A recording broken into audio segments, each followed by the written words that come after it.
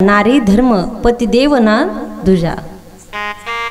गोस्वामी म्हणतात करहु शंकर सदा पद्मपूजा, नारी धर्म पतिदेव ना दुजा। नारीचा धर्म आहे पतीची सेवा करणं, हा नारीचा प्रत्येक नारीचा त्या ठिकाणी धर्म सांगितला आहे। आणि मग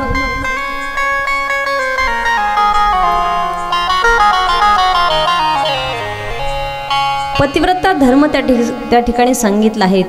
जी महिला पतीच्या शब्दाच्या बाहेर नसते तिला म्हणावं पतिव्रता, जी मालकालाच म्हणते तुम्हाला काही कळत तिला म्हणावं पत्नी।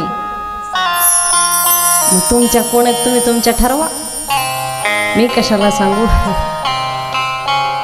आणि एकदा भगवान विष्णू पार्वती आईला सांगतायत की काय कर पार्वती, स्फटिक लिंग तयार कर आणि त्याची तू पूजा कर, त्रिकाल त्या ठिकाणी पूजा कर। आणि मग भगवान शंकराची पूजा माता पार्वती आईने सांगितलं ठीक आहे काही हरकत नाही।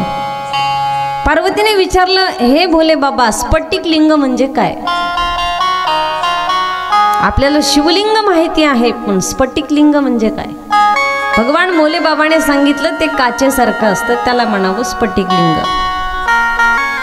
हे जे शिवलिंग आहे ते पूर्ण आकाश त्याच्यातच आपण त्या ठिकाणी राहतो। आणि मग विश्व आद्य त्या ठिकाणी पूजा सुरू केली।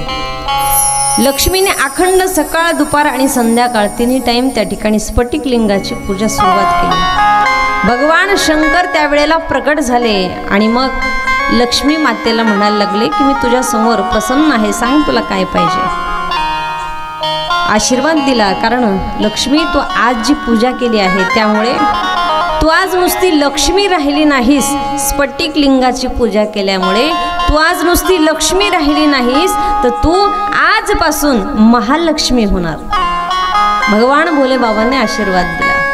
तिला खूप आनंद झाला। सांगितलं देवा आज मी भगवान शंकराची पूजा केली त्यामुळे लाखो लोक लाखो समाज आज महालक्ष्मीची पूजा करते की नाही? कोणाचा आशीर्वाद होता? लक्ष्मीला, भगवान भोले बाबाचा।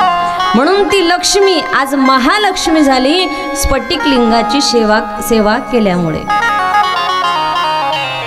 आणि मग ती महालक्ष्मी म्हणते देवा तुमच्या कृपा आशीर्वादामुळे आज सर्व समाज माझी त्या ठिकाणी सेवा करेल।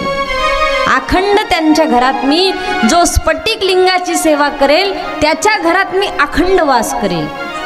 ते म्हणतात ना सोन्याच्या पाऊलाने महालक्ष्मी आली, ओवाळी ते कापुरती भक्ता प्रसन्न झाली।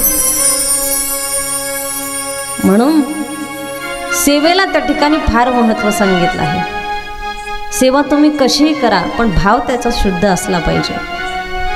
याचा अर्थ महालक्ष्मी भगवान शिवाची पूजा करते आणि आपणही ती सेवा त्या ठिकाणी केली पाहिजे।